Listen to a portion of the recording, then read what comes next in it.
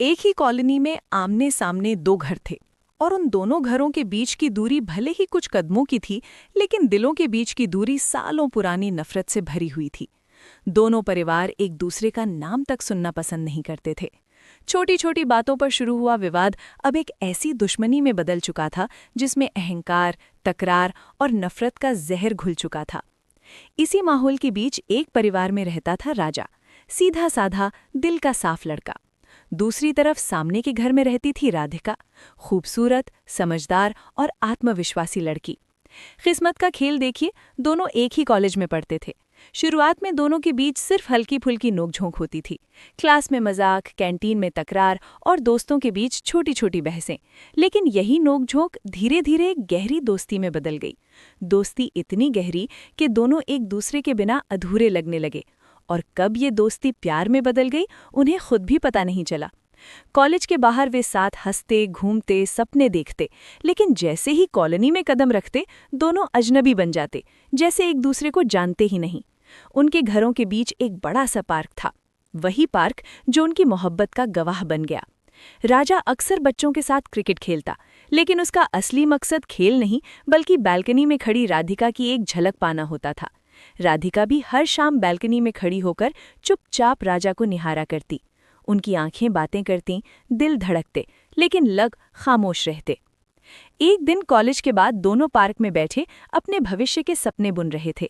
तभी अचानक राजा का बड़ा भाई मनीष वहां से गुजरा और उसने दोनों को साथ देख लिया। उसकी आंखों में गुस्सा भड़क उठा। राजा, तुम्हें शर्म नहीं आई? दुश्मन की लड़की के साथ? उसकी आवाज गूंज उठी। राजा घबरा गया, उसकी आंखों में आंसू आ गए, लेकिन उसने हिम्मत जुटाई और धीरे से कहा, भैया, वो सिर्फ दोस्त नहीं है, मैं उससे प्यार करता हूँ। ये सुनते ही मनीष का गुस्सा और बढ़ गया, लेकिन राजा के चेहरे पर सच्चाई और मासूमियत देखकर उसका गुस्सा धीरे धीरे ठंडा पड़ गया। मनीष ने गहरी सांस लेते हुए कहा, राजा, ये प्यार ज्यादा दिन नहीं चलेगा। मान लो तुम मम्मी पापा को मना भी लोगे, लेकिन उसके घर वाले, ये रिश्ता कभी मंजिल तक नहीं पहुंचेगा। बेहतर है यहीं खत्म कर दो। ये कहकर वो चला गया। उसके शब्दों ने दोनों के दिलों को झकझोर दिया। कहीं न कहीं वो सच कह रहा था। अगले दिन कॉलेज कैंटीन में दोनों उदास बैठे थे। दोस्तों ने वजह पूछी तो उन्होंने सब कुछ बता दिया। माहौल गंभीर हो गया। तभी उनके दोस्त गोपाल ने कहा, अगर तुम दोनों सच में एक दूसरे से प्यार करते हो तो क्यों ना अपने पैरों पर खड़े हो जाओ। कॉलेज खत्म होने के बाद बाहर नौकरी ढूंढो, एक ही शहर में कोशिश करो। अगर किस्मत ने साथ दिया तो वहीं अपनी नई जिंदगी शुरू करना। ये आइडिया दोनों के दिल को छू गया। कॉलेज के आखिरी साल में दोनों ने पूरी मेहनत से इंटरव्यू दिए और किस्मत ने उनका साथ दिया। दोनों को मुंबई की एक ही कंपनी में नौकरी मिल गई। घर वालों से नौकरी का बहाना बनाकर वे मुंबई चले गए। वहां एक छोटा सा फ्लैट लिया, साथ रहने लगे और अपने सपनों को जीने लगे।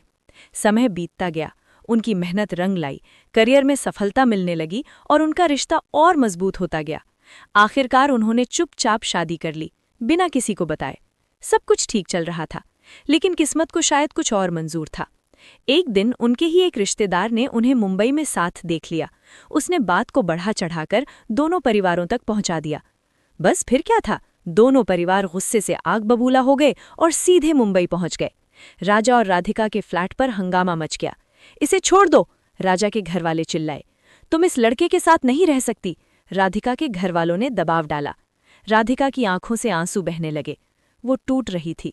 तभी राजा आगे बढ़ा, उसने राधिका का हाथ मजबूती से थाम लिया।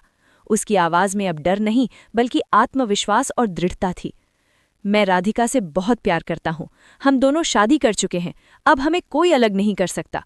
आपकी नफरत के लिए मैं अपना प्यार नहीं छोड़ सकता, मैं उसका साथ जिंदगी भर निभाऊंगा। कमरे में सन्नाटा छा गया। राजा की आंखों में सच्चाई थी, उसके शब्दों में ताकत थी और उसके इरादों में अडिग विश्वास। दोनों परिवार एक दूसरे को देखने लगे। उनकी आंखों में गुस्से की जगह धीरे धीरे समझ और थकान ने ले ली। सालों की दुश्मनी एक पल में बेमानी लगने लगी। आखिरकार दोनों परिवारों ने हार मान ली। नफरत हार गई, प्यार जीत गया। धीरे धीरे माहौल शांत हुआ और फिर एक ऐसा पल आया जब दोनों परिवारों ने एक दूसरे को गले लगा लिया। राजा और राधिका की आंखों में खुशी के आंसू थे, क्योंकि उनका प्यार अब छुपा हुआ नहीं बल्कि सबके सामने स्वीकार किया जा चुका था।